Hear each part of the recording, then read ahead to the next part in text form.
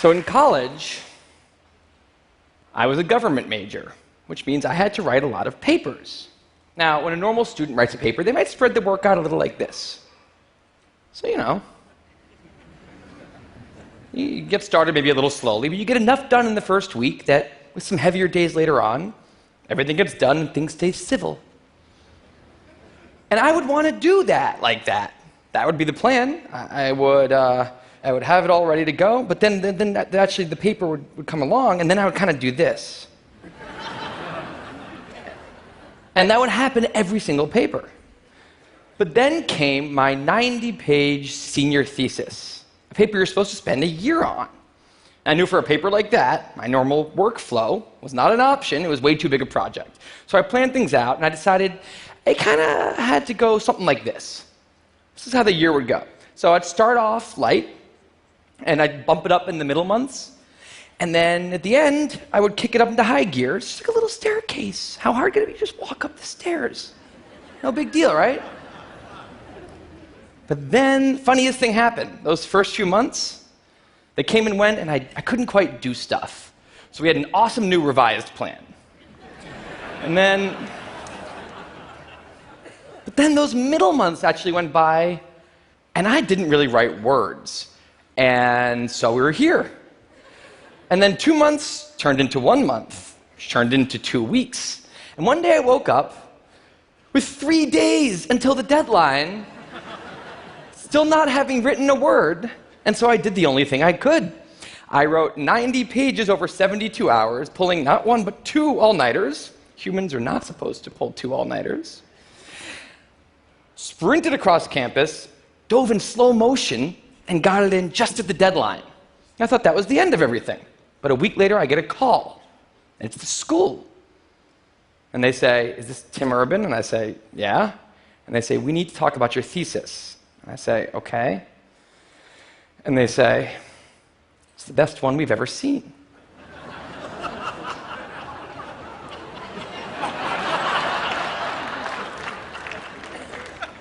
That did not happen. It was a very, very bad thesis.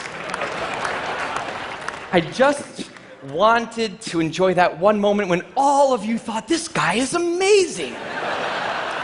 No, it was very, very bad. Anyway, today I'm a writer, blogger guy. I write the blog Wait, But Why? And a couple of years ago, I decided to write about procrastination. My behaviors always perplexed the non-procrastinators around me, and I wanted to explain to the non-procrastinators of the world what goes on in the heads of procrastinators and why we are the way we are. Now, I had a hypothesis that the brains of procrastinators were actually different than the brains of other people. And to test this, I found an MRI lab that actually let me scan both my brain and the brain of a proven non-procrastinator, so I could compare them, and I actually brought them here to show you today, and I want you to take a look carefully to see if you can notice a difference. And I know that if you're not a trained brain expert, it's not that obvious, but just take a look, okay? So here's the brain of a non-procrastinator. Now, here's my brain.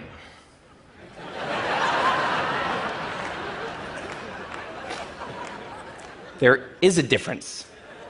Both brains have a rational decision maker in them, but the procrastinator's brain also has an instant gratification monkey. Now, what does this mean for the procrastinator? Well, it means everything's fine until this happens. So the rational decision maker will make the rational decision to do something productive, but the monkey doesn't like that plan. So he actually takes the wheel, and he says, "Actually, let's read the entire Wikipedia page of the Nancy Kerrigan-Tanya Harding scandal, because I just remembered that happened. Then we're going to go over to the fridge. We're going to see if there's anything new in there since 10 minutes ago.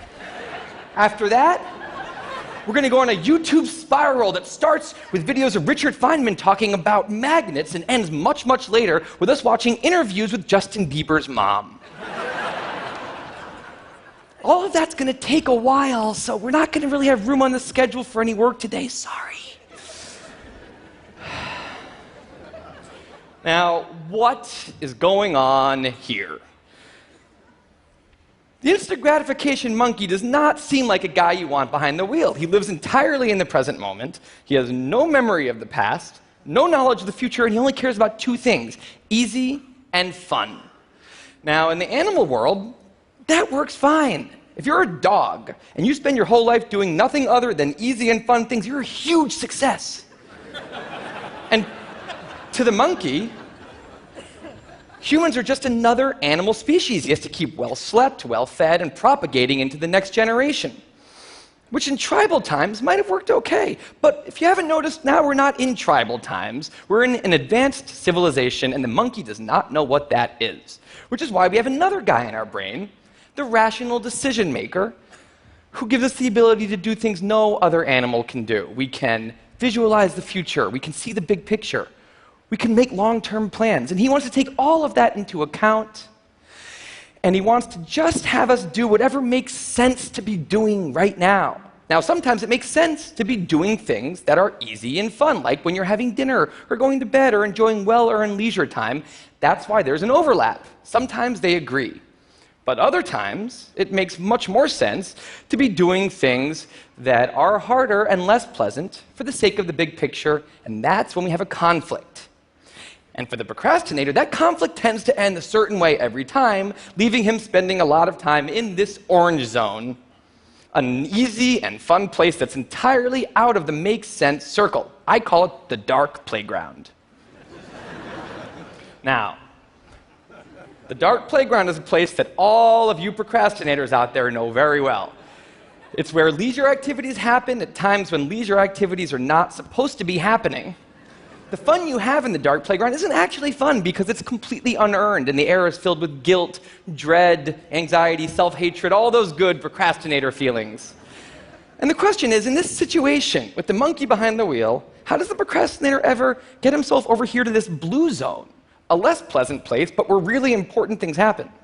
Well, it turns out that the procrastinator has a guardian angel, someone who's always looking down on him and watching over him in his darkest moments, someone called the panic monster.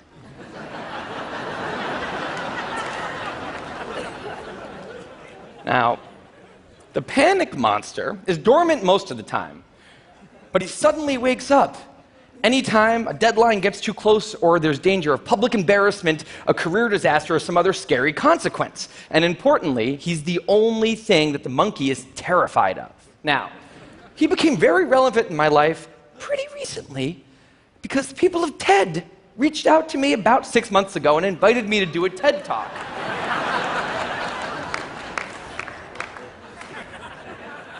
Now, of course, I said yes. It's always been a dream of mine to have done a TED Talk in the past.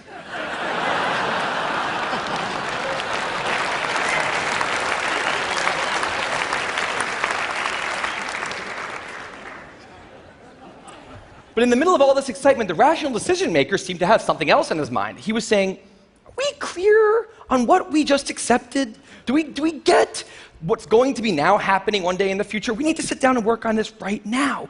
And the monkey said, totally agree, but also let's just open Google Earth and let's zoom into the bottom of India, like 200 feet above the ground, and we're going to scroll up for 2.5 hours till we get to the top of the country so we can get a better feel for India.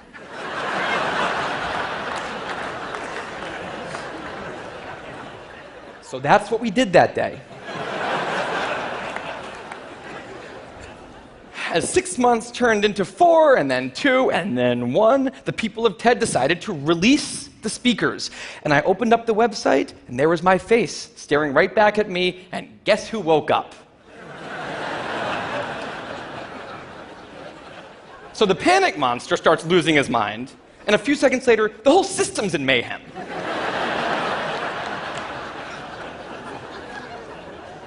And the monkey, who, remember, he's terrified of the panic monster, boom, he's up the tree. And finally, the rational decision maker can take the wheel and I can start working on the talk. Now, the panic monster explains all kinds of pretty insane procrastinated behavior, like how someone like me could spend 2 weeks unable to start the opening sentence of a paper and then miraculously find the unbelievable work ethic to stay up all night and write 8 pages. And this entire situation with the 3 characters, this is the procrastinator's system. It's not pretty, but in the end, it works. And this is what I decided to write about on the blog just a couple years ago. Now, when I did, I was amazed by the response. Literally thousands of emails came in from all different kinds of people, from all over the world, doing all different kinds of things. These were people who were nurses and bankers and painters and engineers and lots of PhD students. And they were all writing saying the same thing. I have this problem too. But what struck me was the contrast between the light tone of the post and the heaviness of these emails. These people were writing with intense frustration about what procrastination had done to their lives, about what this monkey had done to them. And I thought about this, and I said, well, if the procrastinator system works, then what's going on? Why are all these people in such a dark place? Well, it turns out that there's two kinds of procrastination. Everything I've talked about today, the examples I've given, they all have deadlines. And when there's deadlines, the effects of procrastination are contained to the short term because the panic monster gets involved. But there's a second kind of procrastination that happens in situations when there is no deadline. So if you want to have a career where you want to be a self-starter, something in the arts, something entrepreneurial, there's no deadlines on those things at first because nothing's happening at first, not until you've gone out and done the hard work to get some momentum, to get things going. There's also all kinds of important things outside of your career that don't involve any deadlines, like seeing your family or exercising and taking care of your health, working on your relationship or getting out of a relationship that isn't working. Now, if the procrastinator's only mechanism of doing these hard things is the panic monster, that's a problem because in all of these non-deadline situations, the panic monster doesn't show up. He has nothing to wake up for. So the effects of procrastination, they're not contained. They just extend outward forever. And it's this long-term kind of procrastination that's much less visible and much less talked about than the funnier, short-term, deadline-based kind. It's usually suffered quietly and privately. And it can be the source of a huge amount of long-term unhappiness and regrets. And I thought, that's why these people are emailing, and that's why they're in such a bad place. It's not that they're cramming for some project. It's that long-term procrastination has made them feel like a spectator at times in their own lives. The frustration was not that they couldn't achieve their dreams, it's that they weren't even able to start chasing them. So I read these emails, and I had a little bit of an epiphany that I don't think non-procrastinators exist. That's right. I think all of you are procrastinators. Now, you might not all be a mess, like some of us. And some of you may have a healthy relationship with deadlines. But remember, the monkey's sneakiest trick is when the deadlines aren't there. Now, I want to show you one last thing. I call this a life calendar. That's one box for every week of a 90-year life. That's not that many boxes, especially since we've already used a bunch of those. So I think we need to all take a long, hard look at that calendar. And we need to think about what we're really procrastinating on, because everyone is procrastinating on something in life. We need to stay aware of the instant gratification monkey. That's a job for all of us. And because there's not that many boxes on there, it's a job that should probably start today. Well, maybe not today, but sometime soon. Thank you.